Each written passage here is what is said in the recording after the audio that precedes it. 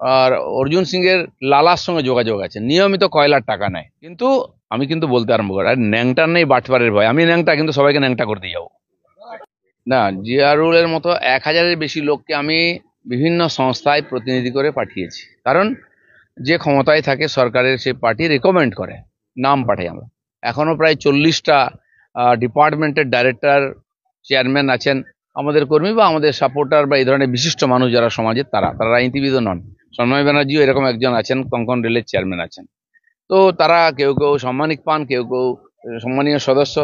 তো জিয়ারুল হচ্ছে দিশা কমিটির মেম্বার, তাকে আমি জানি, অনেক দিন ধরে জানি, এবং কেন্দ্রীয় মন্ত্রী তাকে করেছেন।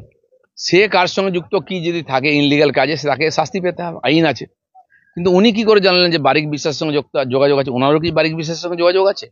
আমি যদি বলি, আর অর্জুন সিং এর লালার সঙ্গে যোগাযোগ আছে, নিয়মিত কয়লার টাকা নেয়। আমি এমনি বলছি না। রাজু, যে আমাদের পার্টিতে এসেছিল দুর্গাপুরের, যাকে শুট আউট করে মারা হলো, রাজু তো ওরই চেলা ছিল, ওই পার্টিতে জয়েন করিয়েছিল। দিলীপ ঘোষ কোনো মাফিয়ার সঙ্গে যোগাযোগ রাখে না, প্রমাণ দাও। আর আমি সবে তো শুরু করেছি। কে কে কালো গরুর দুধ খায়, কে পাথরের মূর্তি বিক্রি করে, কে আর বালি খাদান খুঁড়ে বেড়ায়, অনেক আছে যারা ওইখান থেকে এসছেন, সব বোঝা নিয়ে এসছেন।